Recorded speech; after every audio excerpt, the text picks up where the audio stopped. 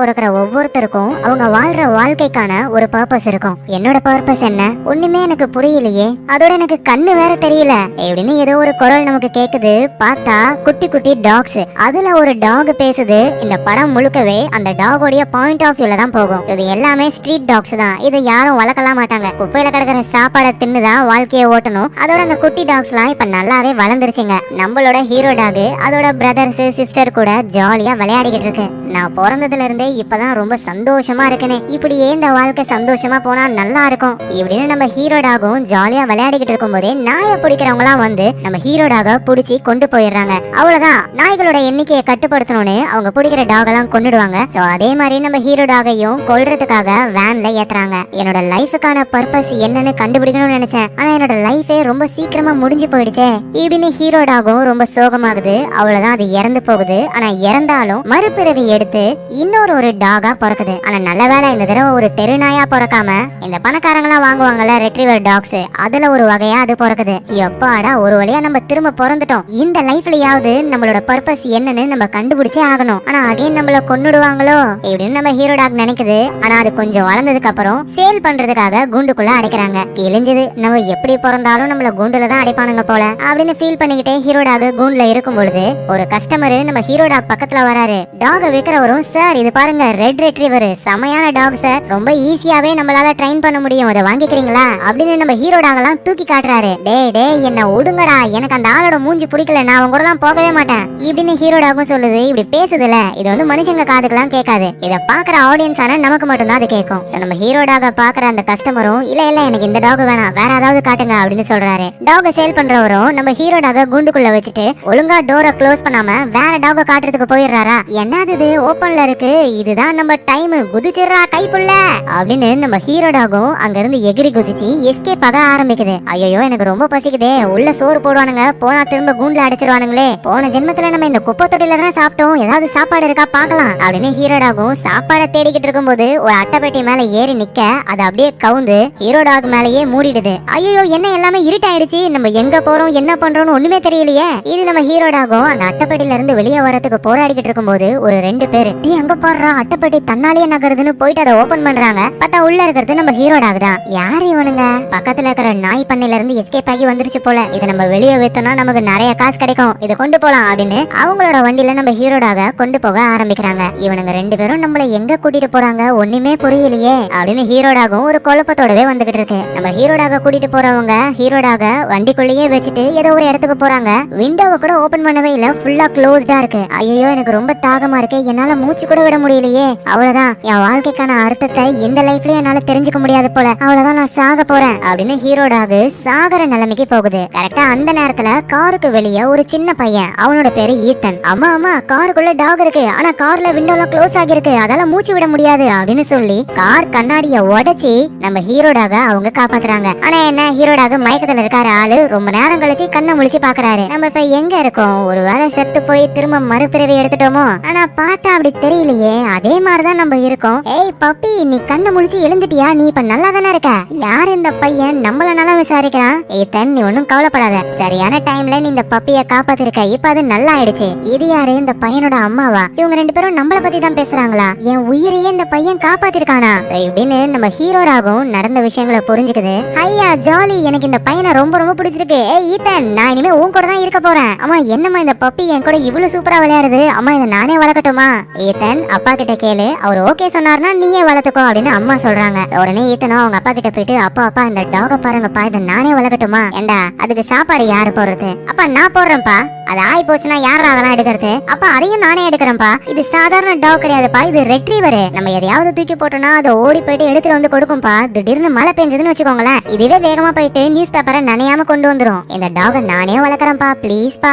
Ethan நீ டாக கூட்டிட்டு வெளியே போ, நான் உங்க அம்மா கிட்ட பேசிட்டு முடிவு சொல்றேன் அப்படின்னு அப்பா சொல்ல, ஈத்தனும் வெளியே நம்ம ஹீரோ டாக் கூட உட்காந்துக்கிட்டு இருக்கான். அப்படியே நம்ம ஹீரோ டாக பார்த்து, ஒருவேளை அப்பா முடியாதுன்னு சொன்னார்னா நீயும் நானும் இங்க இருந்து ஓடி போயிடலாம், உன்னை வளர்க்கற மாதிரி வேற ஏதாவது ஃபேமிலி இருக்கும்ல, அங்க போயிட்டு நம்ம ரெண்டு பேரும் வளர்ந்துக்கலாம் இப்படின்னு ஈத்தன் சொல்றான். மேல அப்பாவும் அம்மாவும் ரொம்ப நேரம் பேசி முடிச்சுட்டு கீழே வந்து, ஈத்தன் அந்த டாக நீயே வளர்த்துக்கலாம் அப்படின்னு சொல்ல ஈத்தனுக்கு அவ்வளவு சந்தோஷம் ஈத்தனுக்கு மட்டும் கிடையாது, நம்ம ஹீரோ டாகுக்கும் தான். டே ஈத்தன், நீ நானும் இனிமே ஒன்னாவே இருக்க போறோம் அப்படின்னு இதுவும் ரொம்ப சந்தோஷப்படுது. சோ அந்த ஈத்தன் பையன் நம்ம ஹீரோ டாகுக்கு பெய்லின்னு பேர் வைக்கிறான். சோ அதுக்கு மேல நம்மளும் பெய்லின்னு தான் கூப்பிட போறோம். ஏ பெய்லி சிட், ஹேண்ட் ஷேக் கொடு. பெய்லி அப்படியே ரோல் பண்ணு. என்ன இது நான் சொல்றேன் எதுவுமே கேட்கவே மாட்டேங்குது, கொஞ்சம் கொஞ்சமா தான் கத்துக்கும் போல அப்படின்னு ஈத்தனும் ட்ரைனிங்க கொடுக்க ஆரம்பிக்கிறான். இந்த ஈத்தன் சும்மா ஒரு சில வார்த்தைகளை சொல்லிக்கிட்டே இருக்கான்.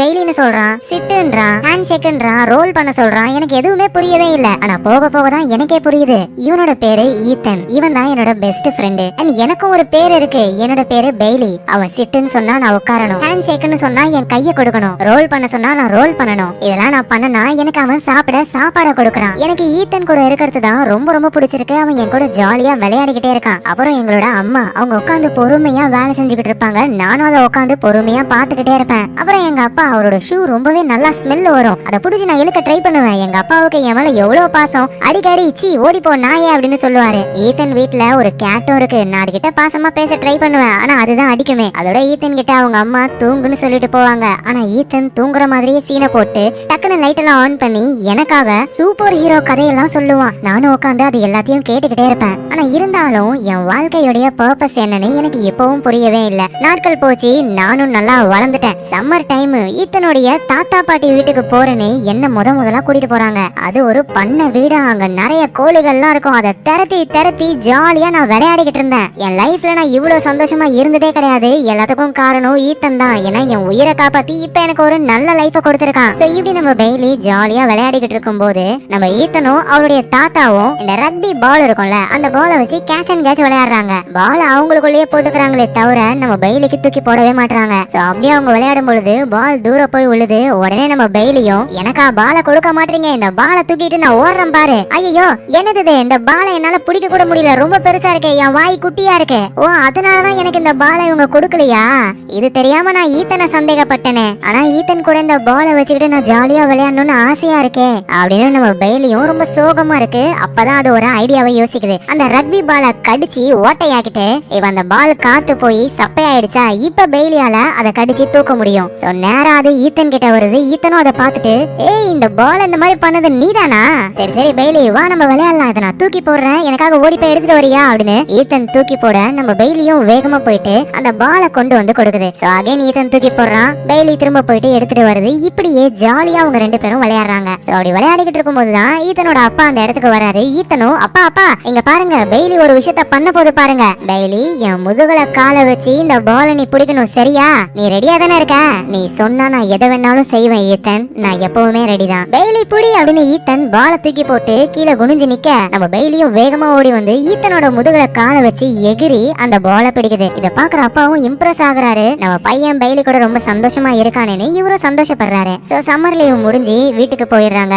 நம்ம பெய்லியும் நிறைய விஷயங்களை உங்ககிட்ட சொல்லணுமா, நீங்களே கேளுங்க. அது என்னன்னா நான் ஈத்தன் கூட விளையாடிக்கிட்டே இருக்கணும். ஆனா ஈத்தன் வந்து இந்த மஞ்சள் கலர்ல வீல்ஸ் இருக்கிற ஒரு பெரிய டப்பா, அது தினமும் காலையில கூட்டிட்டு போயிட்டு ஈவினிங் தான் கொண்டு வருது. இந்த டப்பாவுக்கு பேரு ஸ்கூல் பஸ்ஸா, எனக்கு சுத்தமா பிடிக்கவே இல்ல. ஈத்தன் போனதுக்கு அப்புறம் அப்பாவும் வேலைக்கு போயிடுவாரு, அம்மாவும் வேலைக்கு போயிடுவாங்க. வீட்டுல நான் மட்டும் தான் தனியா இருப்பேனே. எனக்கு ரொம்ப பசிக்கும், அதோட ரொம்ப போர் அடிக்கும். வீட்டுல இருக்கிற அந்த பூனை என் கூட விளையாடணும் பார்த்தா விளையாடவே மாட்டேங்குது. ஏய் பூனை நின்னு தொலைங்க அப்படின்னு நானும் பின்னாடியே திரட்டிக்கிட்டு போறேன். ஆனா அது ஓடிதான் போகுது. அப்புறம் இந்த ரூம்ல தான் அப்பா பேப்பர்ல என்னென்னமோ எழுதிக்கிட்டே இருப்பாரு. அந்த பேப்பரை கொதறணும்னு எனக்கு ரொம்ப நாள் ஆசை தெரியுமா அப்படின்னு நம்ம பெய்லி இருக்கிற எல்லா பேப்பரையும் கீழே தள்ளி விட அந்த ரூமே அலங்கோலம் ஆகுது. ஸ்கூல் விட்டு நம்ம ஈத்தனும் வந்து பார்த்து ஷாக் ஆகிடுறான். அட பெய்லி, அப்பா மட்டும் வந்து இதை பார்த்தாருன்னு வச்சுக்கோ, அவ்வளவுதான், உன்னை வீட்டை விட்டு அனுப்பிடுவாரு. அப்பா வரத்துக்குள்ள சரி பண்ணியே ஆகணும் அப்படின்னு ஈத்தனும் கீழே விழுந்து போயிருக்கிற பேப்பர் எல்லாம் எடுக்க ட்ரை பண்றான். ஆனா அதுக்குள்ளேயே அப்பா வந்துடுறாரு. ஈத்தன் மேலையும் பெய்லி மேலையும் செமையா கடுப்பாகுறாரு. ஈத்தன், என்னோட பாஸ் டின்னருக்கு நம்ம வீட்டுக்கு வர போறாரு. என் பாஸுக்கு டாக்னா சுத்தமா பிடிக்காது, என் பாஸோட ஒய்ஃபுக்கு எலினா சுத்தமா பிடிக்காது. அதனால அவங்க வந்துட்டு போற வரைக்கும் பெய்லிய பத்திரமா பாத்துக்கோ, அவங்க முன்னாடி வர விட்டுறாத, சரியா? நம்ம ஈத்தனும் ஓகேன்னு சொல்றான். ஈத்தனோட அப்பா ஒரு காயின் கலெக்ஷனை வச்சிருக்காரு. அத ஈத்தன் எடுத்து சும்மா விளையாடிக்கிட்டு இருக்கும் போது அந்த காயின் கீழே விழுந்துருதா. நம்ம பெய்லி அத முழுங்கிடுது. ஏ பெய்லி, காயினை முழுங்கிட்டியா? இது அப்பாவோட முக்கியமான காயின், வாய தர பெய்லி, ஒழுங்கா காயினை கொடுத்துரு அப்படின்னு இந்த பையன் கெஞ்சுறான். ஆனா நம்ம பெய்லிக்கு எதுவுமே புரியல. அப்போ அப்பாவோட ஈத்தனுடைய பாஸும் அவரோட ஒய்ஃபும் டின்னருக்காக வந்துடுறாங்க. நம்ம ஈத்தன் எதுவும் நடக்காத மாதிரி கம்முன்னு உட்காந்து சாப்பிட்டுக்கிட்டே இருக்கும்போதுதான் அந்த பாஸ் ஈத்தனுடைய அப்பா கிட்ட பேசுறாரு. உங்ககிட்ட காயின் கலெக்ஷன் இருக்குல்ல, அதை பார்க்கணும்னு தான் முக்கியமா நான் வந்தனே. சார் சாப்பிட்டு முடியுங்க சார், நான் காயின் கலெக்ஷன் உங்களுக்கு எடுத்துட்டு வந்து காட்டுறேன் அப்படின்னு அப்பா சொல்ல இங்க ஈத்தனுக்கு உடம்பெல்லாம் நடுங்குது. ஏன்னா அதுல ஒரு காயின் இப்ப பெய்லியோடைய வயிற்றுக்குள்ள இருக்கு. அப்பா நான் பெய்லிய வாக்கிங் கூட்டு போயிட்டு வந்துடுறேன் அப்படின்னு ஒரு பிட்ட போட்டுட்டு பெய்லிய வெளியே கூட்டிட்டு போயிட்டு, பெய்லி ப்ளீஸ் ஆயிப்போ, அந்த காயின் வெளியே வந்துடும், நான் கொண்டு போய் கொடுத்துருவேன் ப்ளீஸ். ஈத்தன் புதுசா என்கிட்ட ஒரு விஷயத்த சொல்றான், ஆனா அது என்னன்னு தான் எனக்கு சரியா புரியவே இல்ல. பெய்லி ப்ளீஸ் ஆயிப்போன்னு கத்தி பார்த்தோம், பெய்லி கண்டுக்கவே இல்லையா. ஈத்தன் பாவம் சோகமாயிடுறான். இத பெய்லியும் புரிஞ்சுக்குது. ஈத்தன் ரொம்ப சோகமா இருக்கான். நம்மள வெளியே கூட்டிட்டு வந்தா எப்பவுமே நம்ம பாத்ரூம் போவோம், அதுக்கப்புறமா தான் நம்மள வீட்டுக்கு கூட்டு போவாங்களே, சோ நம்ம பாத்ரூம் போகணும் போல அப்படின்னு பெய்லியும் பாத்ரூம் போக ஆரம்பிக்குது. ஈத்தன் ஓடி போயிட்டு அந்த பாத்ரூமை செக் பண்ணி பார்க்கும்பொழுது அதுல காயின் இருக்கு. இப்பதான் ஈத்தன் முகத்துல சந்தோஷமே. அட நான் கக்கா போனா என்ன இவன் இவ்வளவு சந்தோஷப்படுறான்? கவலைப்படாத ஈத்தன், உனக்காக நான் இனிமே கிலோ கணக்குல போறேன். சோ காயின் கிடைச்ச சந்தோஷத்துல ஈத்தனு நேரா வீட்டுக்கு போகும் பொழுது, ஆனா அதுக்குள்ளேயே ஈத்தனுடைய அப்பா பாஸ் கிட்ட அந்த காயின் கலெக்ஷனை ஓபன் பண்ணி காட்ட போறாரு. அப்படி ஓபன் பண்ணா உள்ள ஒரு காயின் இருக்காது. சோ ஈத்தன் என்ன பண்றதுன்னு தெரியாம, ஐயோ டைனிங் டேபிள் கீழே எலி இருக்கு அப்படின்னு சொல்ல, பாஸோட ஒய்ஃபுக்கு தான் எலினா பயம்ல, அவங்க சேர்ல ஏறி நிக்கிறாங்க. அந்த இடமே லைட்டா பரபரப்பாகுது. அவங்க சேர்ல ஏறி நின்ன உடனே நம்ம பெய்லிக்கும் நம்ம கூட விளையாடதான் போறாங்க போலன்னு பெய்லியும் உள்ள போக, இப்ப இந்த பாஸுக்கு டாக்னா பயமா, சோ டாகும் பயப்பட ஆரம்பிக்கிறாரு. அந்த இடமே ரண கொடூரமாகி பாஸோட ஒய்ஃப் அப்படியே டைனிங் டேபிள் மேல விழுந்துடுறாங்க. விழுந்தது மட்டும் கிடையாது, டைனிங் டேபிள் உடஞ்சி மொத்தமா அந்த நாளே ஸ்பாயில் ஆயிடுது. கடுப்பான அப்பாவும் அப்படியே பெய்லிய இழுத்து கொண்டு போய் கராஜ்ல அடைச்சிடுறாரு.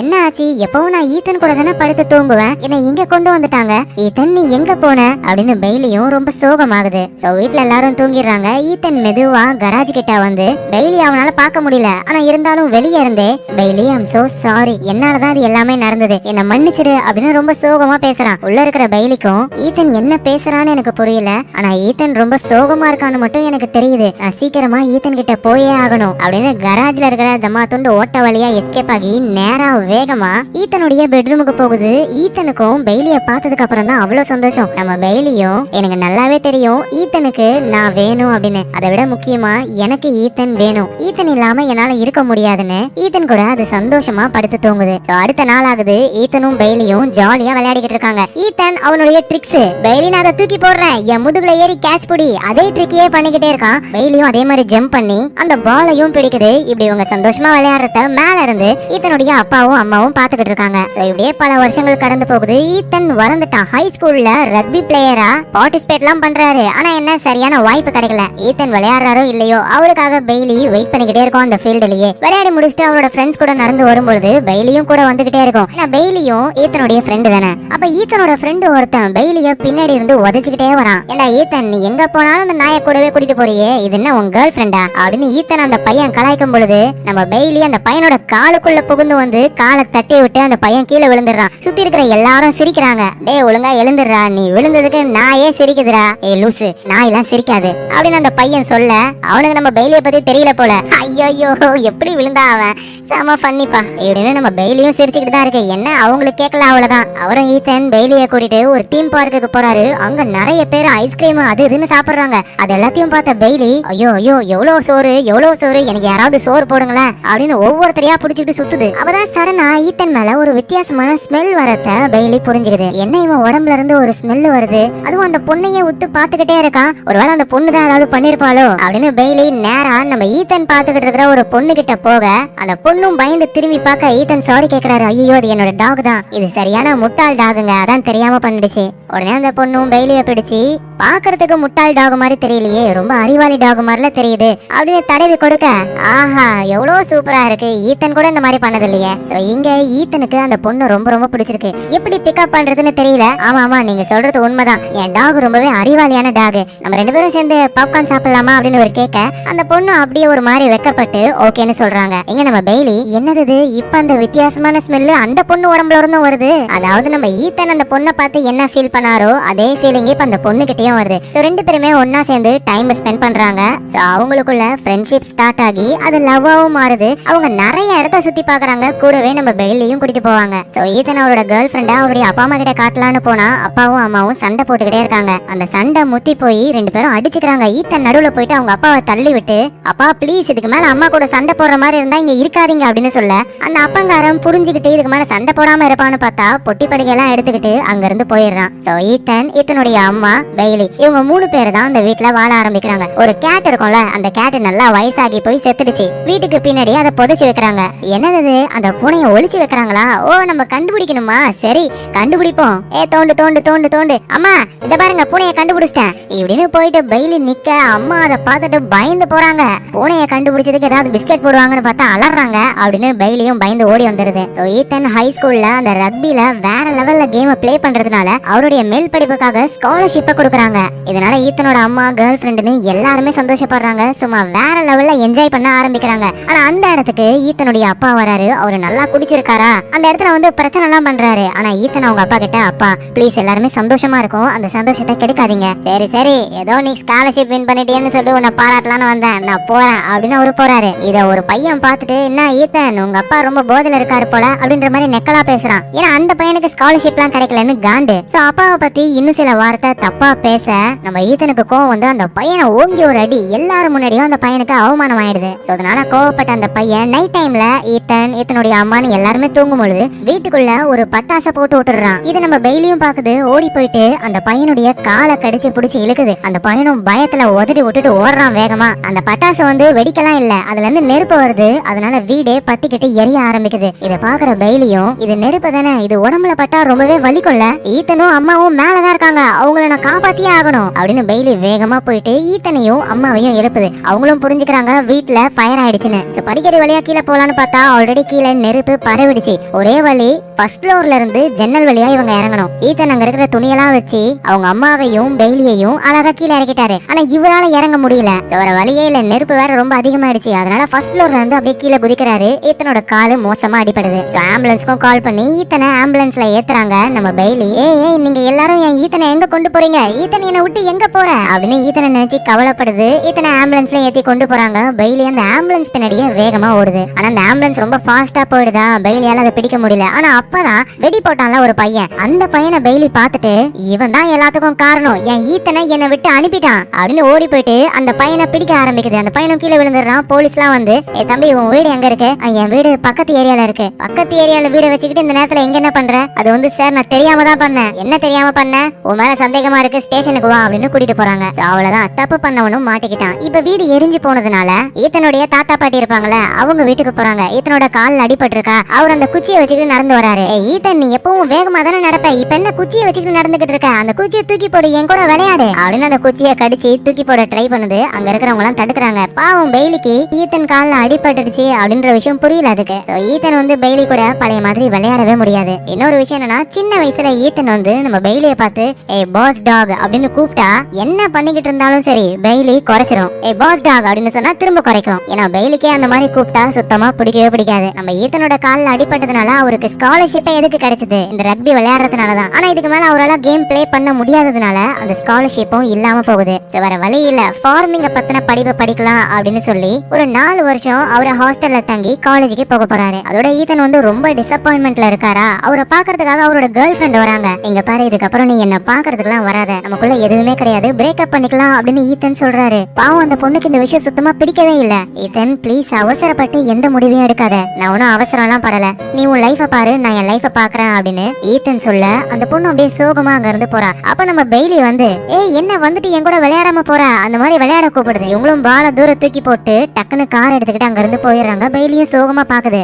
ஆக்சுவலா ஈத்தனுக்கு என்ன ஆசைனா அவரோட கேர்ள் ஃப்ரெண்ட நல்லா பாத்துக்கணும்னு ஆசை. ஆனா இப்ப அவரே ஃபார்மிங் படிக்க போறாரு. இந்த பண்ண வீட்டுல தான் அவரோட வாழ்க்கையை ஓட்டணும். சோ என் கூட இருந்து அவ கஷ்டப்படுறதுக்கு வெளியே நல்ல லைஃப் வாழ்வாள அப்படின்னு வேணும்னே தான் அவரு கோவப்படுற மாதிரி பேசி கேர்ள் ஃப்ரெண்ட அனுப்பியிருப்பாரு. ஆனா அந்த பொண்ணு போனதுல ஈத்தனுக்கு மனசுல ரொம்ப கஷ்டம். நம்ம பெய்லிக்கும் ஈத்தனோட கேர்ள் ஃப்ரெண்ட ரொம்ப ரொம்ப பிடிக்கும். ஏன்னா அந்த பொண்ணு உடம்புல பிஸ்கெட்டோட ஸ்மெல் வருமா. சோ கால்லாம் சரியாயிடுச்சு. ஆனா இன்னமும் அவரு பெய்லி கூட விளையாடவே இல்ல. எல்லா திங்ஸையும் பேக் பண்ணி கார்ல உட்காந்துக்கிட்டு அவரோட அம்மா, தாத்தா, பாட்டி எல்லார்கிட்டையும் பாய் சொல்லிட்டு பெய்லியும் பார்த்து, பெய்லி நான் போயிட்டு வரேன் அப்படின்னு சொல்றாரு. நீ எங்க போனாலும் நானும் கூட தானே வருவேன், இப்ப என்ன நீ தனியா தூரத்துல நிக்கிற, அம்மாவை விட சொல்லு, நான் உன் கூட வரேன். ஆனா ஈத்தன் என்ன பண்றாருன்னா, பெய்லி வந்துட்டு ஒரு ரக்பி பாலை வச்சுதானே எப்பவுமே விளையாடும், அந்த பாலை தூக்கி போடுறாரு. பெய்லியும் அதை பிடிச்சிக்குது. நான் வர வரைக்கும் இந்த பாலை பத்திரமா ஒழிச்சு வை, யாருமே கண்டுபிடிக்க கூடாது, என்ன நீ பார்த்ததுக்கு அப்புறம் தான் இந்த பாலையே நீ என்கிட்ட திரும்ப கொடுக்கணும் அப்படின்னு சொல்லிட்டு கார் ஆன் பண்ணி அப்படியே போய்கிட்டே இருக்காரா. பெய்லியால சுத்தமா எதையும் தாங்கவே முடியல. அம்மா பிடிச்சுக்கிட்டு இருக்காங்க. அம்மாவையே உதறி விட்டுட்டு வேகமா கார் பின்னாடியே ஓடி வருது. வருது. ஈத்தன் எங்க போற, நில்லு, நீயும் நானும் விளையாடி ரொம்ப நாள் ஆச்சு அப்படின்னு பின்னாடியே ஓடிக்கிட்டே இருக்கு பெய்லி. ரொம்ப தூரம் ஓடுது. இதை ஈத்தனும் பாக்குறாரு. உடனே காரை நிப்பாட்ட பெய்லியும் உள்ள வந்துருது. பெய்லி, நீ இவ்வளவு தூரம் ஓடி வந்திருக்கியா? எனக்கும் உன்னை விட்டு பிரியறது ரொம்ப கஷ்டமா தான் இருக்கு பெய்லி. ஆனா என்னால உன்னை அங்க கூட்டிட்டு போக முடியாது, புரியுதா? நான் கண்டிப்பா திரும்ப வருவேன். நீ ஒழுங்கா தாத்தா வீட்டுக்கே போ அப்படின்னு சொல்லி ரோட்ல இறக்கி விட்டுட்டு காரை ஓட்டிக்கிட்டு அவரு போய்கிட்டே இருக்காரு. சோ பெய்லியும் எதுவும் புரியாம அப்படியே சோகமா பாக்குது. அந்த பாலை வந்து அவரை பத்திரமா வச்சிருக்க சொன்னார்ல, அதனால அந்த பால் எடுத்துக்கிட்டு திரும்ப தாத்தா வீட்டுக்கே போகுது. சோ பெய்லி நார்மலான லைஃபா வாழ ஆரம்பிக்குது. ஆனா ஈத்தன் இல்லாம அதனால சுத்தமா எதுவுமே பண்ணவே முடியல. சோகமாவே இருந்து விளையாடாம அப்படியே படுத்து படுத்து அதோடைய உடம்பும் மோசமான நிலைமைக்கு போகுது. சோ டாக்டர் கிட்ட கொண்டு போறாங்க. அவரும் இந்த நோயை குணப்படுத்த முடியாது, கருணை கொலை தான் பண்ணணும் அப்படின்னு மெடிசனை கொடுத்து சாகடிக்கலான்னு ட்ரை பண்றாங்க. ஆனா பெய்லிக்கு ஈத்தன்னா ரொம்ப ரொம்ப பிடிக்கும்ல. அதனால தாத்தாவும் காலேஜ் படிச்சுக்கிட்டு இருக்கிற ஈத்தனுக்கு கால் பண்ணி கூப்பிட ஈத்தனும் வந்து பெய்லிய கடைசியா ஒரு தடவை பாக்குறாரு. நம்ம பெய்லியும் ஈத்தனை ரொம்ப நாள் கழிச்சு பாக்குது. ஈத்தன், ஒரு வழியா நான் உன்னை பாத்துட்டேன். அந்த பாலை யாருக்குமே தெரியாத ஒரு இடத்துல ஒளிச்சு வச்சிருக்கேன். நீ வந்துட்டல, உனக்கு எடுத்து கொடுக்கலாம் தான் எனக்கும் தோணுது.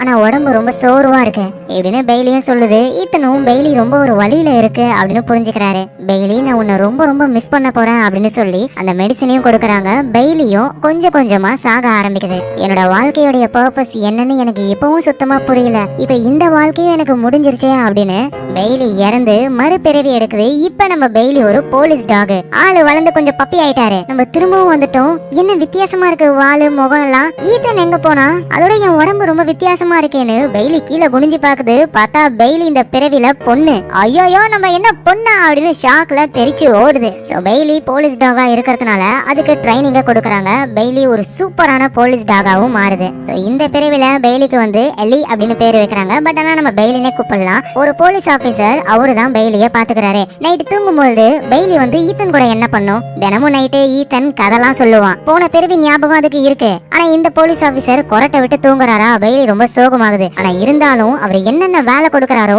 எல்லாத்தையுமே பெய்லி சூப்பரா பண்ணும். வேலையை முடிச்ச உடனே அவரு குட் ஜாப்னு சொல்லுவாரு. அந்த வார்த்தைக்காக தான் பெய்லி போராடுது. ஒரு நாள் ஒரு கிரிமினலை பிடிக்கிறதுக்காக அந்த போலீஸ் ஆபீசரும் பெய்லியும் போறாங்க. அந்த கிரிமினலையும் பிடிச்சிடுறாங்க. ஆனா அந்த கிரிமினல் ஒரு லேடிய கீழே தள்ளி விட்டுறான் தண்ணில. சோ பெய்லி எகிரி குதிச்சு அந்த லேடிய காப்பாத்துது. எங்க போலீஸ் ஆபீசர் அந்த கிரிமினலை தேடுறாரு. பின்னாடி அந்த கிரிமினல் போலீஸ் ஆபீசரை ஷூட் பண்ணலாம்னு வரும்பொழுது நம்ம பெய்லி குறுக்க வந்து அந்த கிரிமினலை பிடிக்குது. அவரை அரெஸ்டும் பண்றாங்க. ஆனா அந்த கிரிமினல் ஷூட் பண்ணும்பொழுது புல்லட் பெய்லியோட உடம்புல பட்டு பிளட் லாஸ் ஆகி பெய்லி சாகர நிலைமைக்கு போகுது. அந்த போலீஸ் ஆபீசரும் பக்கத்துல வந்து, எலி, நீ உண்மையிலேயே நல்ல வேலை செஞ்சிருக்க, குட் ஜாப் அப்படின்னு சொல்றாரு. அந்த வார்த்தையை கேட்டதுக்கு அப்புறம் தான் பெய்லிக்கும் நிம்மதியே. ஆனா இந்த லைஃப்லயும் என்னோட பர்பஸ் என்ன அப்படின்னு என்னால புரிஞ்சுக்கவே முடியல. அதோட எனக்கு ரொம்பவே வலிக்குது அப்படின்னு பெய்லி கஷ்டப்பட்டு அந்த இடத்துலயே இறந்து போகுது. மறுபிறவியும் எடுக்குது. ஆனா இந்த தடவை தம்மா துண்டு ஒரு டாகா மாறுது. ஒரு லோன்லியா வாழ்ற லேடி தான் நம்ம பெய்லிய வளர்க்க ஆரம்பிக்கிறாங்க. இந்த பிறவில வந்து பேரு டீனோவா. சோ அந்த லேடிக்கு ஒரு பாய் ஃப்ரெண்ட் இருக்காரு. அவர்கிட்ட ஒரு டாக் இருக்கு, நல்லா பெருசு. அந்த டாகோட பேரு ராக்ஸி. நம்ம பெய்லியும் ராக்ஸியும் நல்ல ஃப்ரெண்ட்ஸ். ஆனா என்ன, ராக்ஸி கொஞ்சம் மலமாடு மாதிரி பெருசா இருக்கும்.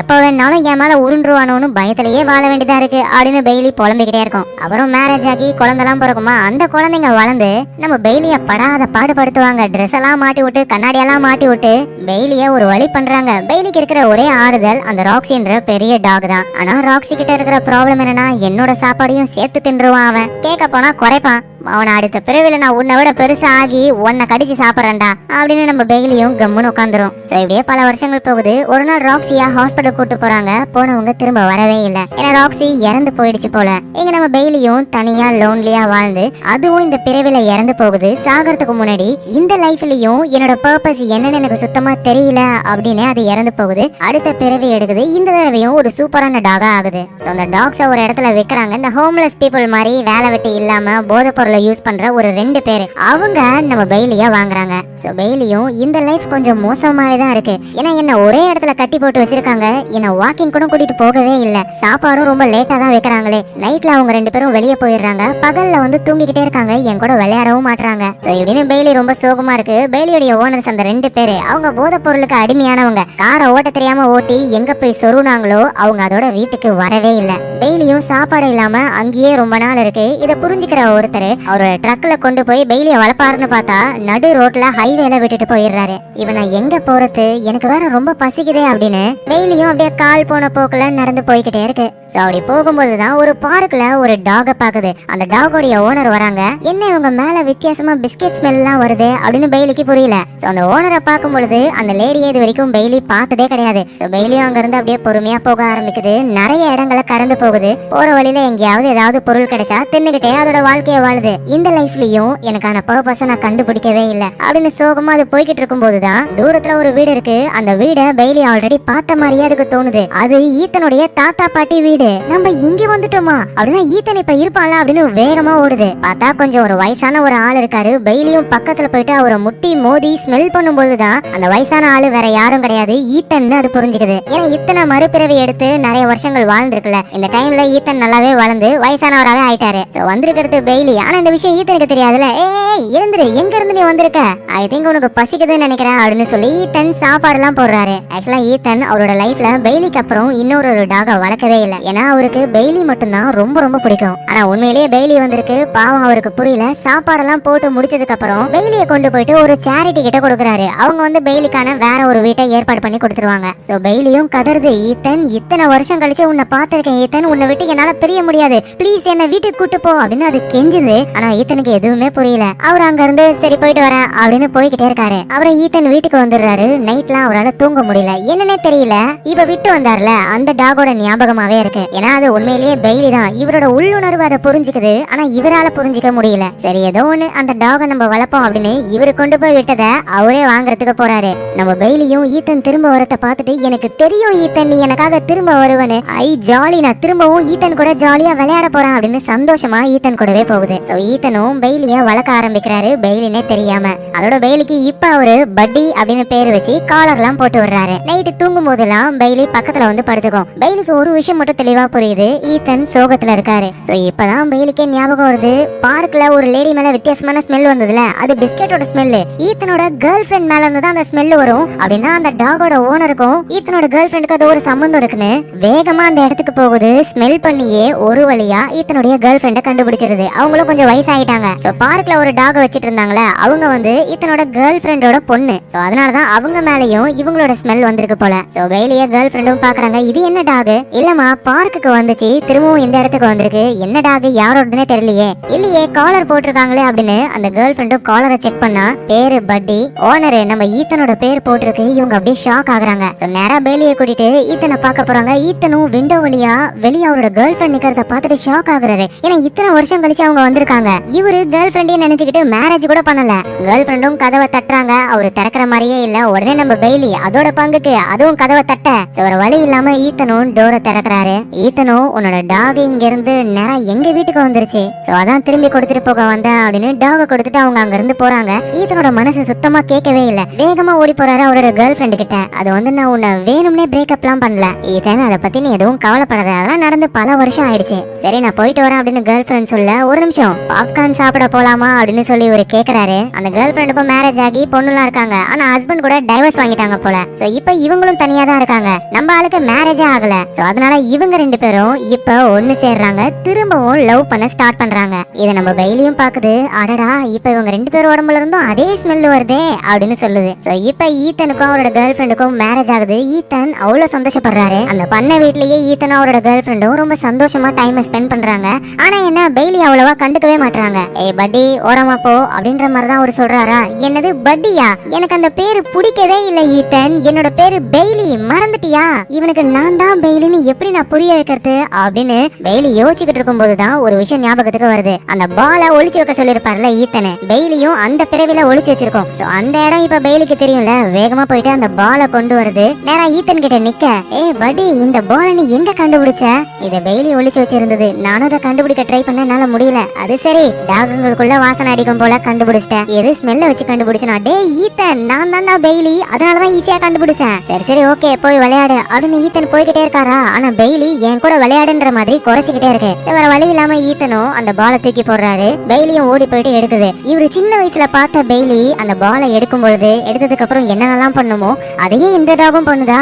இவருக்கு எதுவும் புரியல, என்னது பெய்லி மாதிரியே பண்ணுதே அப்படின்னு அவருக்கு தோணுது. ஆனா அதுக்கெல்லாம் வாய்ப்பு இல்ல. நம்ம சின்ன பையனா இருக்கும் பொழுதே பெய்லி இறந்து போயிடுச்சு. இது வேற ஏதோ ஒரு டாக் தான். சரி இத போய் எடுத்துட்டு வா அப்படின்னு அதை தூக்கி போட்டுட்டு நம்ம ஈத்தன் தெரியாதனமா கால் தடிக்கி கீழே விழுந்துடுறாரா. அப்ப அந்த பெய்லி வேகமா ஓடி வந்து ஈத்தன் முதுகுல காலை வச்சு அப்படியே எகிரி அந்த பாலை பிடிக்குது. சோ ஈத்தன் அப்படியே ஷாக் ஆகுறாரு. அப்படியே பெய்லிய பார்த்து இது எப்படி உனக்கு தெரியும்? இதுக்கெல்லாம் வாய்ப்பே இல்ல. ஒருவேளை நீதான் பெய்லியா? ஆனா பெய்லிக்கு நான் ஒரு வார்த்தை சொன்னா பிடிக்காது, அது குறைச்சிக்கிட்டே இருக்கும் அப்படின்னு ஈத்தனும் பாஸ் டாக் அப்படின்னு சொல்றாரு. ஈத்தன் ஒரு வழியா நீ என்ன புரிஞ்சுக்கிட்ட அப்படின்னு நம்ம பெய்லியும் கத்துது. ஏ பாஸ் டாக் அப்படின்னு திரும்ப திரும்ப கூப்பிடுறாரு. பெய்லியும் திரும்ப திரும்ப கத்துது. சோ ஈத்தன் கன்ஃபார்மே பண்ணிடுறாரு இது என்னோட பெய்லி தான் அப்படின்னு. அதோட நம்ம கேர்ள் ஃபிரெண்ட் திரும்ப வரதுக்கு காரணம் இந்த டாக் தான். எப்படி கரெக்டா நம்ம கேர்ள் ஃபிரெண்ட் கிட்ட போச்சு? இது பெய்லியா இருக்கிறதுனாலதான் ஸ்மெல்ல வச்சே நம்ம கேர்ள் ஃபிரெண்ட கண்டுபிடிச்சிருக்கு நமக்காக அப்படின்னு ஒரு புரிஞ்சுக்கிட்டு அப்படியே பெய்லி பக்கத்துல போறாரு. ரொம்ப கஷ்டப்பட்டு அழ ஆரம்பிக்கிறாரு. பெய்லியும் ஈத்தனை பார்த்து ஈத்தன் நான் உன்னை எவ்வளவு மிஸ் பண்ண தெரியுமா, ஒரு வழியா நம்ம ஒண்ணு சேர்ந்துட்டோம் அப்படின்னு அதுவும் ரொம்ப சந்தோஷப்படுது. சோ ஈத்தனை விட்டு பிரிஞ்ச நம்ம பெய்லி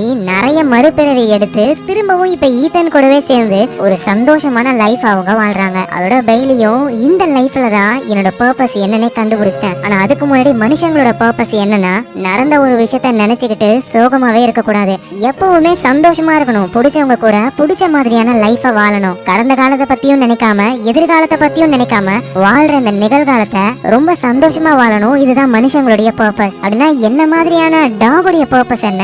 நம்மள வளர்க்குற மனுஷங்களை லவ் பண்ணி அவங்க கூடவே ஒரு நல்ல ஃப்ரெண்டா இருக்கணும், நானும் ஈத்தனும் இருக்கிற மாதிரி. இதுதான் ஒரு டாகுடைய பர்பஸ் அப்படின்னு பெய்லி சொல்லுது. இந்த இடத்துலயே இந்த படம் முடியுது.